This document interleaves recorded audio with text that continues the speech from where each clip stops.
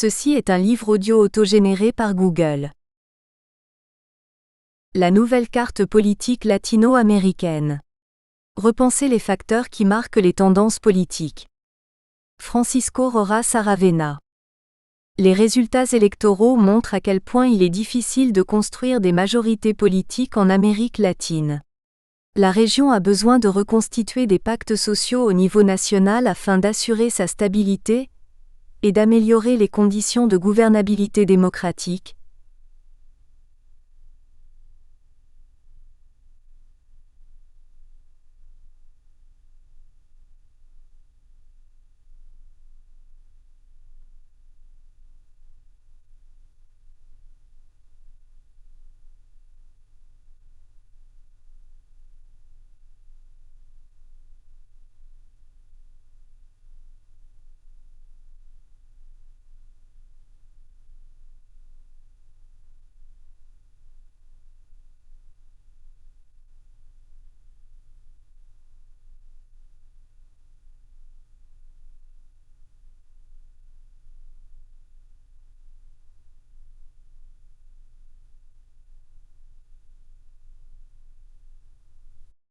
Dans ce cadre, les résultats électoraux illustrent les divisions qui séparent dans chaque pays, la région nord, du sud, la capitale, des villes périphériques, la côte, de la montagne, etc. Presque partout, le mécontentement par rapport aux politiques gouvernementales de la dernière décennie s'est exprimé sous la forme d'un vote de protestation ou dans l'expression d'expectatives nouvelles, quand le vote réclame une certaine continuité. Les résultats des élections récentes montrent un panorama mixte. Les parlements n'ont pas non plus de majorité clairement définie. Cela oblige à recourir en permanence à des négociations souvent infructueuses, ce qui entrave le développement du système politique. En conséquence, les gouvernants font fréquemment passer leurs lois par décret, ce qui accentue l'écart entre la population et les institutions démocratiques. La situation s'aggrave si l'on considère que ces conditions stimulent parfois la corruption, perçue comme le chemin facile permettant d'esquiver ces difficultés. Il est donc nécessaire de dessiner de nouveaux mécanismes afin de construire des accords nationaux effectifs, capables de refléter la pluralité des sociétés dans le cadre d'une démocratie guidée par les majorités, tout en restant respectueuse des minorités.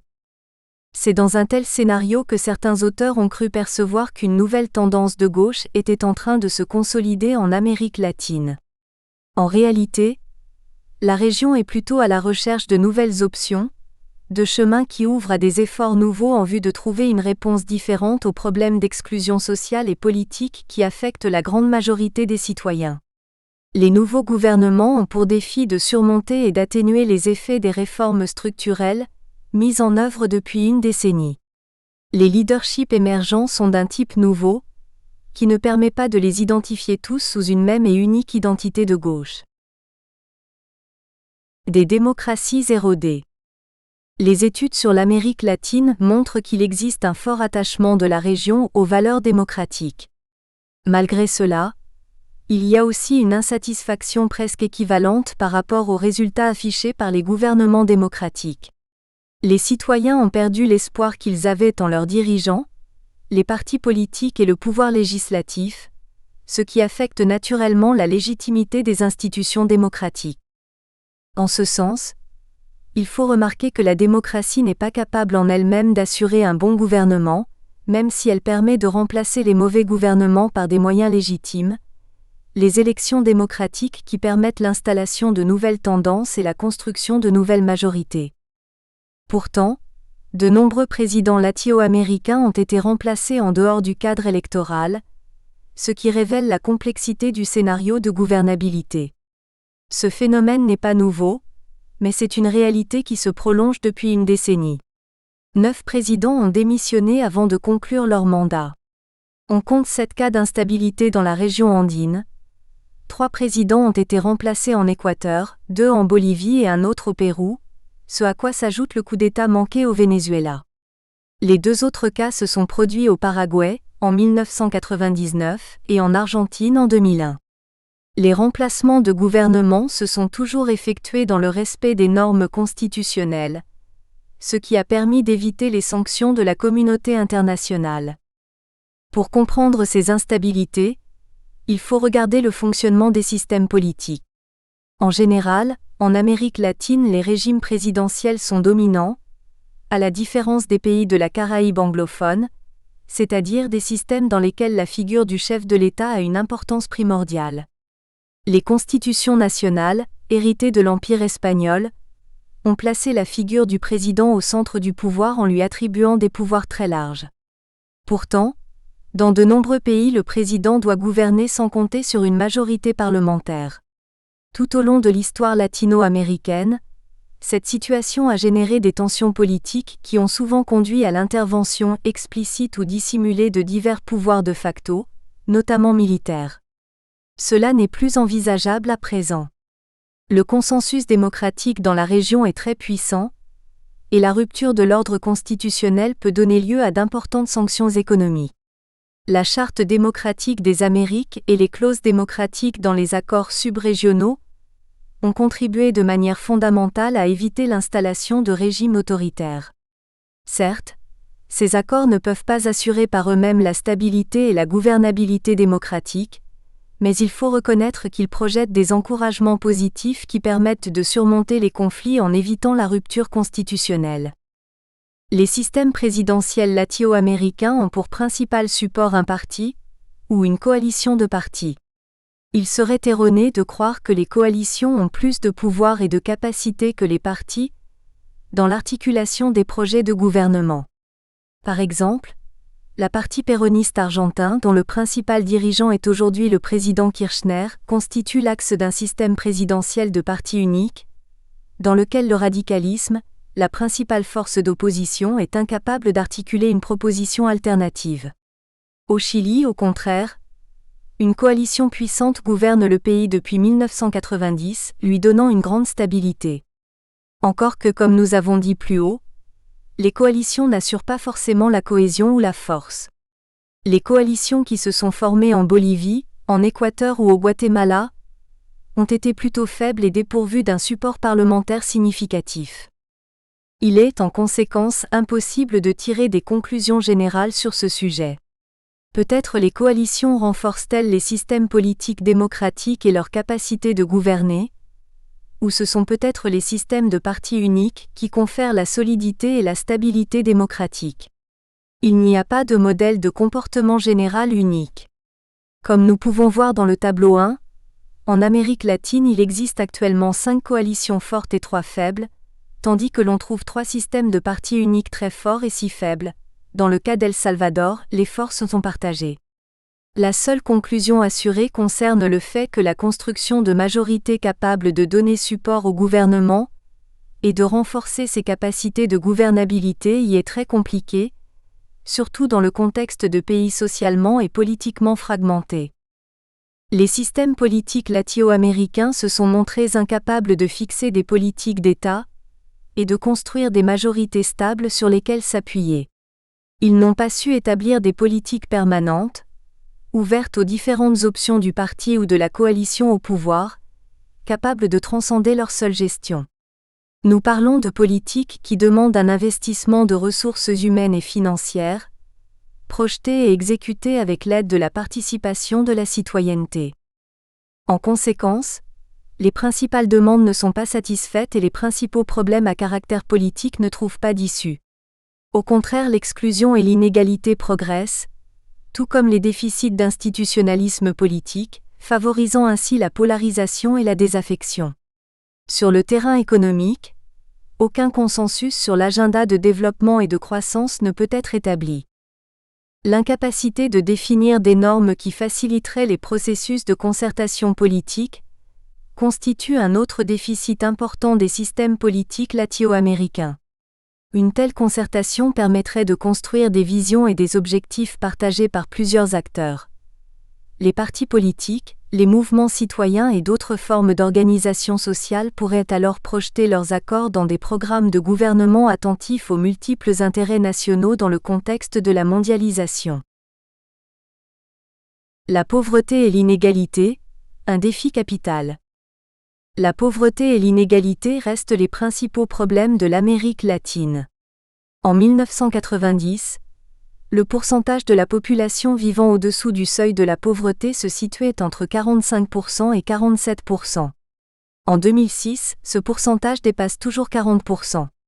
S'il est vrai que la pauvreté a diminué de quelques points dans certains pays, et même si la relation entre pauvreté et indigence s'est un peu améliorée, les inégalités n'en sont pas pour autant moins dramatiques. La fracture sociale s'est approfondie, et l'exclusion et les différences économiques et sociales ont augmenté.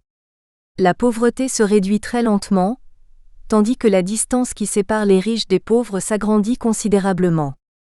En amont, les peuples indigènes n'ont toujours pas été intégrés, même dans les pays où ils représentent la majorité de la population. L'incidence d'une telle exclusion est considérable dans des pays comme le Guatemala, l'Équateur, le Pérou ou la Bolivie. Dans la période 1995 à 2003, la croissance a été négative et l'économie a stagné dans plusieurs pays de la région. À partir de 2003, la courbe de la croissance commence à changer de signe, mais les chiffres restent trop significatifs pour que l'on puisse envisager une solution au problème de pauvreté. Les taux de chômage constituent une autre variante à considérer. En particulier le chômage des jeunes, dont les indices sont 2 fois plus élevés que chez les majeurs de 24 ans. Une donnée positive concerne le contrôle de l'inflation, résultat d'une responsabilité économique accrue dans ce domaine. Source CEPAL. América Latina y el Caribe, Proyecciones 2006 à 07. Santiago, avril 2006. La corruption, un mal endémique. La corruption affecte de manière directe la vie quotidienne des populations, ainsi que les institutions démocratiques et la santé économique des pays de la région. Elle se manifeste à différents degrés dans tous les États et toutes les sociétés latino-américaines.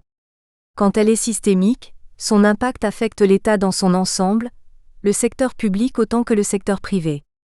La corruption se trouve à la base de l'érosion du respect de la loi et des traitements discriminatoires. Tout cela affecte de manière substantielle la perception négative des systèmes politiques. Une grande partie des mesures anticorruption appliquées en Amérique latine n'ont pas produit les résultats désirés. Peu d'initiatives ont réussi. Combattre la corruption n'est certes pas une tâche facile, car elle demande d'importantes transformations d'ordre culturel. Mais l'importance politique de ce combat est de plus en plus significative. Le rôle qui joue la société civile est capital. Les organisations financières internationales sont de plus en plus attentives à la transparence et à l'organisation citoyenne pour assurer une fiscalité institutionnalisée et systématique. La corruption constitue de ce fait un facteur essentiel dans la perte de légitimité des systèmes politiques et de leurs dirigeants. Un sondage réalisé par la FLACSO Chili dans plusieurs villes latino-américaines montre que la corruption est considérée comme un problème grave pour 80% des citoyens de Brasilia, 70% des citoyens de Buenos Aires, 50% à Montevideo et 33% à Santiago. À Brasilia et à Buenos Aires, presque 100% des citoyens considèrent la corruption comme un problème important. Ils sont 91% à Montevideo et 88% à Santiago. Les résultats de ce sondage confirment les perspectives signalées dans toutes les études d'opinion publique effectuées dans la région, y compris les indicateurs d'entités comme Transparency International. Augmentation de la violence. Le respect de la loi est faible dans les démocraties latino-américaines. Cela signifie que dans chaque pays, il existe des secteurs qui échappent au contrôle de l'État, où la violence est exercée par des organisations en dehors des appareils officiels, ce qui a des conséquences négatives sur la gouvernabilité démocratique. La violence augmente en partie à cause du trafic d'armes légères, ce qui comporte aussi une augmentation des enlèvements. Un pays qui se montre incapable d'imposer l'empire de la loi sur son propre territoire, de protéger les droits de l'homme, de veiller pour le bien-être des personnes et faire respecter l'ordre institutionnel s'expose à l'aggravation de la polarisation sociale et à une instabilité accrue. Les systèmes politiques, les institutions et les partis politiques n'ont pas su donner des réponses adéquates à ces problèmes. Dans toutes les grandes villes latino-américaines, il existe des secteurs où l'empire de la loi et l'État démocratique sont absents. Ce sont des quartiers ou des zones contrôlées par des organisations liées à des activités illicites. C'est pour cette raison que la demande de sécurité citoyenne occupe à présent une place prioritaire sur l'agenda politique. Le manque de réponse adéquate de la part des partis et des pouvoirs politiques, de plus en plus dépendants de la coordination internationale dans ce domaine, a pour effet de générer d'autres options qui renforcent la tentation de faire justice en dehors du cadre juridique. Le crime organisé est un danger croissant. Les systèmes politiques latino-américains ont longtemps évité d'aborder ce problème, rarement inclus dans les programmes des candidats ou dans les objectifs politiques des partis. Pourtant, l'impact de la criminalité organisée à caractère national ou transnational ne cesse d'augmenter. L'adoption du concept de multidimensionnalité a permis d'aborder des phénomènes de sécurité complexes, en déplaçant l'attention des facteurs strictement militaires à la considération de nouvelles menaces. Cette conception élargie de la sécurité inclut des aspects politiques, économiques, sociaux, sanitaires et environnementaux. Le contrôle et la contention du crime organisé à caractère transnational demandent une coordination accrue entre les États et l'action d'un institutionnalisme supranational. Dans ce dessein, les partis et les pouvoirs politiques des pays de la région doivent assumer le caractère prioritaire de la sécurité dans leur propre pays et développer une politique d'État adéquate avec la participation de l'ensemble des acteurs politiques. Surprise et surpris. Sur la difficulté grandissante d'ausculter la réalité régionale. Les sondages constituent un important instrument d'interprétation de la réalité pour les analystes sociaux et pour les gouvernements. Longtemps à considérer que, s'ils sont réalisés de manière professionnelle, leurs résultats permettraient de pronostiquer les tendances sur les sujets émergents et la valorisation des politiques. Les sondages sont de ce fait devenus une référence d'importance singulière dans les moments décisionnels. Néanmoins, les processus électoraux récents en Amérique latine montrent que les sondages n'ont pas suffi à déterminer les tendances qui auraient permis de prévoir les résultats. Il semblerait qu'il existe dans la région une importante tendance à occulter les intentions de vote réelles, ce qui entraîne des conséquences qui vont bien au-delà des questions strictement électorales. Quand un gouvernement cherche à faire passer des mesures qui renforceraient la gouvernabilité, il élabore souvent des stratégies en s'appuyant sur les indicateurs d'acceptation ou de rejet citoyen issus des sondages. Il existe même des cas où les gouvernements répondent plus à ce que l'on pourrait appeler une démocratie médiatique, articulée sur la base de mensurations conjoncturelles, qu'aux intérêts à long terme propres aux démocraties fortes. 12 processus électoraux se sont suivis en Amérique latine entre novembre 2005 et décembre 2006. Dans certains cas, les résultats n'ont pas coïncidé avec les pronostics des sondages, ce qui a généré des surprises et des surpris, mais indique surtout la nécessité d'améliorer les instruments de sondage en les combinant à d'autres indicateurs capables d'ausculter ce que la société pense réellement. Au Honduras, la victoire électorale de Zelaya a été contestée pendant plus de 2 semaines. En Bolivie, il était prévu qu'Evo Morales atteindrait un score important, mais l'on ne s'attendait pas à ce qu'il gagne dès le premier tour avec 54% des voix. Au Costa Rica, quelques jours avant les élections, les sondages donnaient le Parti libéral nationaliste d'Oscar Arias gagnant avec 48% des voix. Or, les résultats montrèrent une parité virtuelle avec le candidat du Parti Action citoyenne, Otton Solis, moins d'1 point de différence, l'une des marges les plus étroites dans l'histoire du pays. Le compte des votes a duré plus d'1 mois, avant de confirmer la victoire d'Arias. Les citoyens ont attendu patiemment l'annonce des résultats définitifs, ce qui illustre la solidité démocratique du Costa Rica. Au Mexique, tous les sondages pronostiquaient quelques semaines à peine avant le vote une large victoire d'Andrés Manuel López Obrador. Quelques jours avant les élections, la différence s'est réduite et certains sondages donnaient même gagnant le candidat Felipe Calderón avec une marge de 3%, tandis que d'autres ratifiaient l'avantage de López Obrador. Les résultats du 2 juillet ont montré une parité technique entre les deux candidats. 2 jours après, Calderón fut proclamé vainqueur avec une marge de 0,56%. López Obrador a déclaré qu'il contesterait le résultat et a sollicité l'intervention des tribunaux. Il semblerait ainsi que le Mexique répète l'expérience de l'élection de George W. Bush aux États-Unis, où ce fut la Cour suprême qui décida finalement du triomphe de l'actuel président états-unien. Les résultats mexicains montrent aussi une grande polarisation entre le nord et le sud du pays. Des situations très différentes se sont produites au Chili et en Haïti, où les victoires de Michelle Bachelet et de René Préval étaient prévisibles. Dans le cas chilien, en raison de la configuration du spectre électoral, il était difficile que Bachelet puisse atteindre plus de 50% au premier tour, mais elle pouvait le faire au deuxième. En Haïti, Préval a obtenu environ 49% des voix dès le premier tour. Les différents partis se sont alors mis d'accord pour répartir de manière proportionnelle les votes blancs, ce qui lui permit de dépasser 50% et d'éviter ainsi un deuxième tour et l'installation d'une période de grande incertitude. Au Pérou, le résultat des élections était imprévisible. Si Ollanta Humala apparaissait gagnant dès le premier tour, il n'était pas évident qu'Alan Garcia puisse disputer le deuxième tour en dépit de la candidate Lourdes Flores. À la fermeture du processus électoral, nuancé par les accusations d'intromission du président vénézuélien Hugo Chavez et son affrontement verbal avec Garcia, les résultats ont donné la victoire au candidat de l'APRA.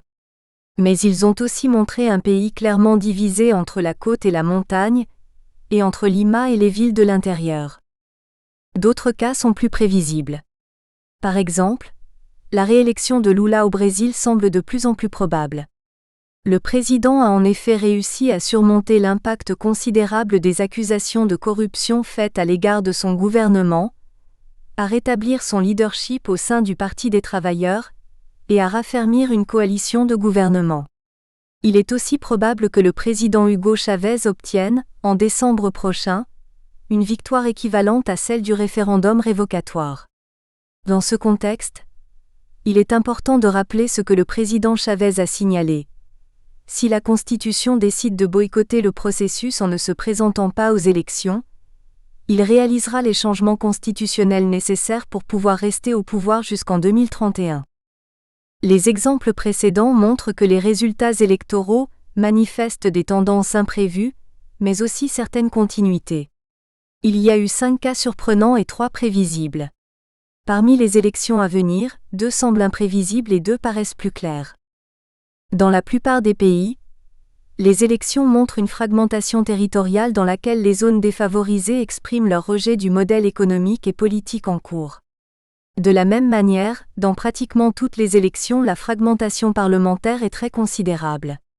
Tout cela imposera d'importants défis aux présidents élus, spécialement dans les pays où le système électoral ne prévoit pas un deuxième tour. Dans ces cas, les gagnants arrivent souvent au pouvoir avec un support populaire pratiquement minoritaire si l'on considère les hauts taux d'abstentionnisme. C'est le cas du Honduras, du Costa Rica ou du Mexique.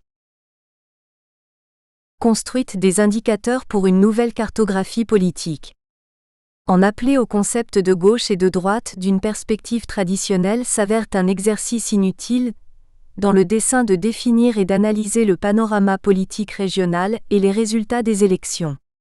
Ces critères hérités de la guerre froide ne permettent pas d'identifier ou de classer les dynamiques actuelles de la région. La division gauche-droite a cessé d'être utile. En effet, il est aussi difficile d'affirmer que Lionel Femandé ou Oscar Arias sont de droite que d'affirmer que Lula ou Bachelet sont des représentants de la gauche traditionnelle. Ces concepts ne reflètent plus les identités essentielles des nouveaux leaders, ni ne représentent les transformations géopolitiques du monde actuel. Imaginer une cartographie pleinement structurée de la région n'est pas un exercice facile, mais nous pouvons essayer d'identifier quelques éléments fondamentaux. Nous pouvons ainsi compter sur quelques indicateurs nous permettant d'interpréter et de comprendre la conjoncture latino-américaine actuelle. Nous avons déjà parlé plus haut de la pauvreté et de l'inégalité, de l'augmentation de la violence et de la corruption, mais d'autres facteurs doivent aussi être pris en considération. Parmi les principaux, on trouve le poids des facteurs géopolitiques, la division nord-sud à l'intérieur de l'Amérique latine, le climat anti-états-unien, l'insertion des économies nationales et régionales dans l'économie globale et la perception des traités de libre-échange dans les pays, la polarisation politique et le déficit d'intégration sociale, les luttes pour le leadership, la tension entre le populisme et la responsabilité et l'impact de la crise de représentativité. Il est possible que deux Amériques latines soient en train de se configurer en raison de l'influence des États-Unis, le poids économique et les processus migratoires. Une Amérique latine du Nord et une autre du Sud, unies par des liens culturels. Dans l'Amérique latine du Nord, les processus d'intégration économique et commerciale se sont avérés plus stables, comme en témoigne le traité de libre-échange de l'Amérique du Nord, TLEAN, et le système d'intégration de l'Amérique centrale, SICA. En même temps, le traité de libre-échange Amérique centrale-Amérique du Nord, CAFTA, reflète l'intérêt de Washington pour renforcer son poids unilatéral par le biais d'un accord apparemment multilatéral. Dans cette zone, les relations avec la puissance du Nord sont très importantes car les États-Unis concentrent la plupart des exportations de la région. C'est aussi une zone privilégiée pour les investissements états-uniens et le développement de la maquila. Deuxièmement, la manière dont le gouvernement de George W. Bush a mené sa guerre contre le terrorisme et l'invasion de l'Irak, décidée en dehors des normes de la légalité internationale, ont généré un fort rejet à l'échelle planétaire, y compris dans les pays les plus importants de l'Amérique latine. Une position anti-états-unienne prévaut dans la région, et se manifeste par un questionnement et un manque d'appui aux politiques états-uniennes. Un sondage effectué par FLACSO Chili dans 4 capitales du cône sud, Buenos Aires, Brasilia, Montevideo et Santiago, montre que 70% des citoyens consultés considèrent les États-Unis comme un pays impérialiste qui ne promeut pas la paix, et un très haut pourcentage, 82%, pensent qu'ils interviennent trop dans les affaires d'autres pays. Par contre, tous les pays de l'Amérique latine du Nord, à l'exception du Mexique, ont exprimé leur support aux politiques unilatérales de Washington. Troisièmement, on observe une augmentation du sentiment nationaliste en Amérique du Sud, accompagnée d'une critique d'une certaine conception de la mondialisation. À cela s'ajoute la tendance anti-états-unienne et le rejet de l'unilatéralisme. En Amérique latine, 7 pays se sont manifestés contre l'invasion de l'Irak, 7 l'ont appuyé et 3 ont manifesté des positions ambiguës. Les voix du Mexique et du Chili dans le Conseil de sécurité des Nations Unies ont été parmi les plus fermes. En quatrième lieu, l'Amérique latine est divisée par rapport à l'impact du consensus de Washington et les manières de faire face à son échec. Les pays du Pacifique tendent à se montrer plus favorables à l'ouverture commerciale, tandis que les pays atlantiques, l'Argentine, le Brésil et le Venezuela, s'opposent à ces ouvertures, et plus particulièrement à la signature de traités de libre-échange avec les États-Unis. À vrai dire, cette situation ne s'explique pas par la localisation géographique adjacente à un océan ou l'autre, mais parce que les économies de la côte atlantique sont industrielles.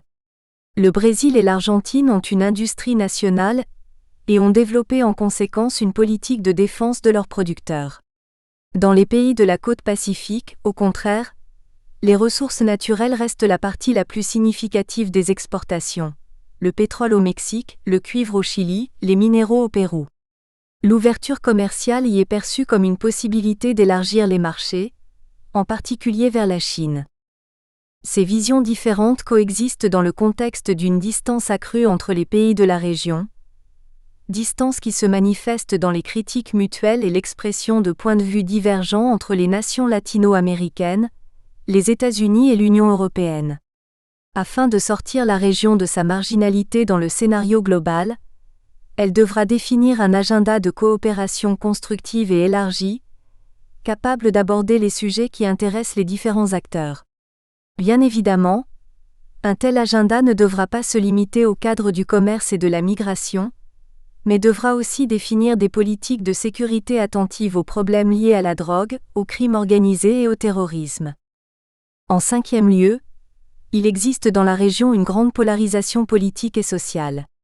Les fractures sociales sont très marquées dans certains pays, ce qui peut entraîner des situations hautement conflictuelles, comme c'est le cas en Bolivie, Équateur, Guatemala, Colombie et Haïti.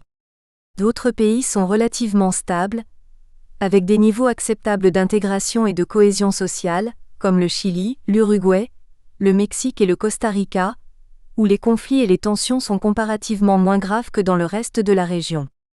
Dans le premier groupe, les difficultés de gouvernabilité sont directement liées aux fractures et polarisations de la société, ce qui peut dériver en affrontements, crises et ruptures de l'ordre démocratique. En sixième lieu, la concurrence pour le leadership comporte une aggravation des différences entre les présidents de la région. La confiance mutuelle entre les dirigeants s'est érodée, comme en témoignent certaines déclarations et récriminations récentes. Ce phénomène dépasse le discours emphatique propre aux périodes électorales. Dans ce contexte, les confrontations avec le président Hugo Chavez se multiplient. L'effet CNN, c'est-à-dire l'impact des médias audiovisuels, amplifie la répercussion des discours au-delà des acteurs directement engagés. La crise du gouvernement Lula a affecté la capacité de leadership régional du Brésil. Hugo Chavez, qui possède en plus les ressources économiques nécessaires pour soutenir son projet alternatif d'intégration, l'ALBA, et propulser sa politique, a profité de ce vide. Cette condition marque une différence substantielle par rapport à d'autres moments de dispute pour le leadership régional, où le Brésil est toujours apparu comme le pays comptant le plus de ressources, indépendamment de l'usage qu'il en faisait. Aujourd'hui, les revenus pétroliers vénézuéliens sont destinés à développer un projet alternatif d'intégration et un changement du modèle politique. Une septième question concerne le débat entre les tendances populistes et pragmatistes. Dans le contexte de la globalisation, les marges d'action des pays latino-américains sont plutôt étroites. Cela rend difficile de différencier l'efficacité des propositions ou programmes à appliquer. Les pays qui cherchent à s'intégrer dans le système global préfèrent les politiques dites responsables. En termes macroéconomiques, ces politiques ne se différencient pas beaucoup des politiques néolibérales. Par contre, elles diffèrent essentiellement en termes d'action sociale. Ces programmes aspirent à améliorer les conditions de vie des citoyens et s'adressent spécialement aux secteurs les plus défavorisés et vulnérables. Toutefois, le leadership qui s'en dégage n'apporte guère de promesses de solution aux problèmes de la majorité, en préférant l'appel à la responsabilité pour résoudre des problèmes concrets dans le cadre de quelques options limitées. La crise de représentativité favorise l'apparition de tendances néo-populistes. Ce phénomène, éminemment politique, se manifeste pour un type de leadership dans lequel le rôle des institutions est plutôt limité, puisqu'il est fondé sur la communication directe du leader avec son peuple. Les médias audiovisuels facilitent le développement de ces tendances. Le discours et les réponses politiques possèdent la capacité de générer d'importantes mobilisations. Le populisme est un détonateur de l'instabilité qui renforce la crise de représentativité des institutions démocratiques. Le changement des règles, la crise des institutions, la concentration du pouvoir et le clientélisme en constituent les expressions politiques caractéristiques. L'héritage politique du néo-populisme, indépendamment de résultats économiques ou sociaux, demandera la reconstruction des institutions, de l'état de droit et des droits civiques, des tâches difficiles à mener dans un contexte de déception citoyenne. Il faudra du temps, des efforts considérables et une grande volonté politique pour redresser le système politique après le collapse du néo-populisme. Ajoutons pour finir un dernier élément essentiel. Les délais pour arriver à la concertation et pour négocier les projets régionaux sont très courts. Les projets qui ne seront pas dessinés, concertés, approuvés avec une capacité d'application immédiate n'ont pas de futur. En 2009, la région entrera dans un nouveau cycle électoral où l'énergie des pays retombera à une dynamique interne, en reléguant ainsi, une nouvelle fois, les initiatives de concertation et d'intégration régionale. Entre Bachelet et Morales, y a-t-il une gauche en Amérique latine? Alain Touraine. Le résultat de nombreuses élections qui ont eu lieu en Amérique latine ces derniers mois a amené bien des observateurs, peut-être la plupart, à parler d'une victoire de la gauche ou à décrire l'évolution du continent dans son ensemble, au-delà des différences entre les pays, vers une gauche qui se situe loin des positions nord-américaines, qui s'appuierait sur des secteurs que l'on pourrait appeler populaires. Mais il n'est pas très opportun d'utiliser des expressions qui ont été inventées et utilisées dans un contexte totalement différent. Dans le cas de la Grande-Bretagne ou de la France, les termes droite et gauche sont à situer dans le cadre d'un régime parlementaire, mais c'est en Grande-Bretagne que cette opposition a le plus de sens. Par contre, Le langage adapté à un régime parlementaire est nécessairement mal appliqué à un régime présidentiel ou semi-présidentiel. Dans le cas latino-américain, il s'ajuste tellement mal que je crois avoir de bonnes raisons pour défendre une position très éloignée de celle adoptée le plus souvent. Le fait qu'Alan Garcia ait gagné les élections au Pérou et que Felipe Calderón, le candidat du Parti Acción Nacional, PAN, se soit imposé finalement au Mexique par quelques voix, devant López Obrador, ne signifie évidemment pas que l'Amérique latine bascule à droite. Nous rejetons donc ce vocabulaire pour décrire une évolution, que ce soit dans un sens ou dans le sens opposé. L'hypothèse qui, à mon avis, devrait être formulée est que le continent dans son ensemble s'éloigne de plus en plus d'un modèle parlementaire qui s'appuie sur des mécanismes d'opposition entre groupes d'idéologies ou d'intérêts différents. L'Amérique latine semble aujourd'hui plus éloignée qu'il y a 30 ans de trouver une expression politique pour ses problèmes sociaux. C'est là l'essentiel, c'est ce qui est en jeu et c'est là que réside l'échec. Il est vrai que l'Amérique latine ne s'est presque jamais rapprochée d'un modèle démocratique. Évidemment, au Chili et en partie en Uruguay, se sont développés depuis la fin du XIXe siècle des schémas politiques semblables à ceux de l'Europe occidentale, semblables même par l'importance accordée à l'affrontement entre le cléricalisme et le laïcisme. Mais le seul pays de la région ayant entamé des changements profonds à l'intérieur du cadre institutionnel démocratique est le Chili, durant une période qui va du Front populaire de 1938 jusqu'à l'abandon du conservatisme de Jorge Alessandri par la démocratie chrétienne d'Eduardo Frei et ensuite, par l'unité populaire dont Salvador Allende, les communistes et la centrale unique des travailleurs furent les leaders. Le retentissement qu'a eu le gouvernement de l'unité populaire, 1970 à 1973, s'explique parfaitement. L'association entre un mouvement social aux dimensions multiples et l'élaboration d'une nouvelle forme de gouvernement n'était jamais jusque-là allée aussi loin. Le Chili n'a pas pu échapper à la faiblesse à laquelle les institutions condamnaient tous les présidents. Allende est arrivé au pouvoir seulement grâce à un accord passé avec la démocratie chrétienne, et lorsque celle-ci lui a retiré son appui, il est tombé à cause du soulèvement de l'armée, de l'hostilité de ses anciens alliés, de l'échec économique et de certaines réactions conservatrices largement appuyées par les États-Unis. La différence entre le Chili d'une part et l'Argentine et l'Uruguay d'autre part était immense. Dans ces deux derniers cas, la faiblesse des conditions démocratiques des régimes renversés par des coups d'État a empêché que l'image d'une démocratie assassinée, qu'illustre bien le cas chilien, leur soit appliquée, bien qu'ils aient été gouvernés par des dictatures durant presque les mêmes années. Il faudrait remonter loin dans le temps pour trouver un autre exemple aussi impressionnant d'un lien fort entre les mouvements sociaux et les actions proprement politiques de transformation des institutions et de la société. C'est le cas de la Bolivie, avec les grands mouvements paysans nés même avant la révolution de 1952, et leur relation avec le régime de Víctor Paz Estenssoro. Le Mexique est considéré comme une exception dans le continent, étant donné qu'il a vécu presque toute son histoire post-révolutionnaire sous la direction d'un parti d'État. Il en fut ainsi jusqu'à ce que la réforme politique sépare l'État du parti et porte au pouvoir le candidat du PAN, Vicente Fox.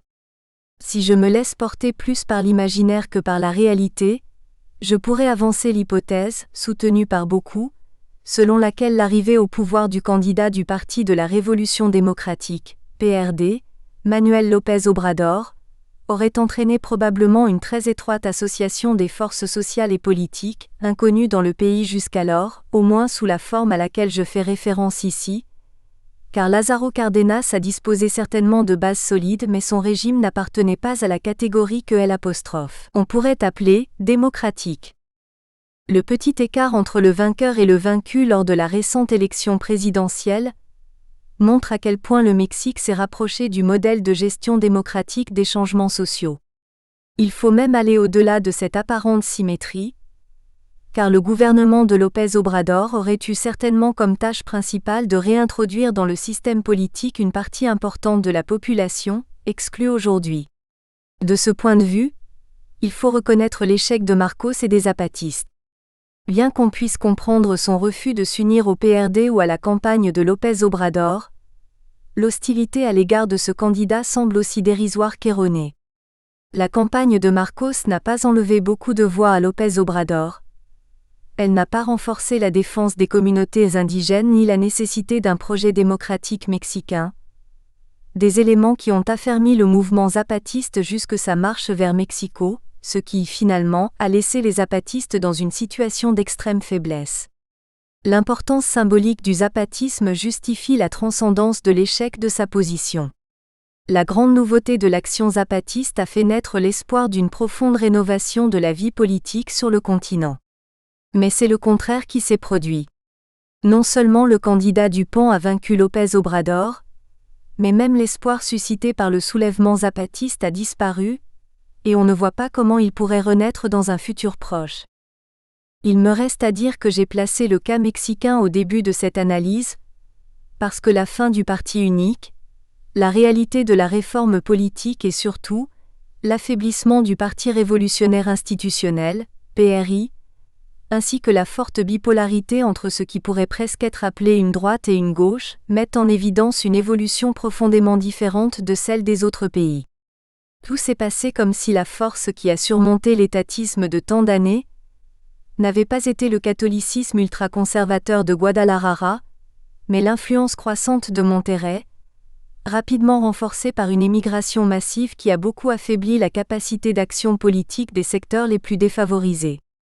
En ce sens, même si la victoire de Calderón ne semble pas vraiment significative, étant donné que López Obrador a été sur le point de l'emporter, l'avancée des secteurs économiques modernes, très influents depuis Fox sur la politique mexicaine, s'est affirmée. Mais, au-delà des résultats électoraux récents, comment ignorer la rapidité et le caractère radical des changements survenus au Brésil ? Je souligne le cas du Brésil à cause de l'importance de ce pays dans le contexte politique et social latino-américain, et de l'immense espoir placé même au-delà des frontières brésiliennes sur la victoire de Lula. Ce n'est pas ici le lieu pour revenir sur la comparaison entre Lula et Fernando Henrique Cardoso, car, même s'il est vrai que ce dernier a réalisé bien des réformes attendues et promises, on ne peut pas dire qu'il ait réussi à créer un système politique solide et capable d'accompagner les grands débats sociaux. Comme Lula, Cardoso ne disposait pas d'une majorité parlementaire propre et par conséquent, il a dû nouer des alliances qui l'ont affaibli. Sa présidence, qui a duré 10 ans, a marqué une récupération de l'État et de la capacité de gouverner. Cependant, même s'il a obtenu quantité de résultats sociaux positifs, le Brésil n'a pas retrouvé sa croissance perdue depuis longtemps. Contrairement à Cardoso, le Parti des travailleurs PT a cherché dès le début à se définir en termes différents de ceux du parlementarisme proprement dit. Tout annonçait que la présidence de Lula aurait une importance décisive, à commencer par le fait que le nouveau président avait été un leader syndical avec une capacité exceptionnelle de mobilisation sociale, et que l'association entre le changement social et une construction ou transformation du système politique se produirait finalement. S'agissant d'un pays aussi important, on prévoyait que cette réussite engendrerait des résultats semblables dans d'autres pays. Pour cette raison, ce que l'on devrait appeler la grande déception de la présidence de Lula est dû au fait qu'il a renoncé à élaborer un projet de changement qui soit à la fois politique et social. Ceci nous oblige à parler d'un échec fondamental des solutions que l'on pourrait appeler « de gauche » dans l'ensemble du continent. La réussite remarquable de Ricardo Lagos au Chili n'est pas une exception à ce que je viens de dire car son adversaire n'était pas les partis de gauche, mais bien Pinochet dont l'ombre a continué à planer sur toute la droite chilienne, qui est loin de devenir Tory à l'anglaise ou un parti républicain selon le style nord-américain. Jusqu'ici, nous espérons que vous avez apprécié cet aperçu. Pour continuer à écouter ce livre audio sur Google Play Livres, utilisez le lien dans la description de la vidéo.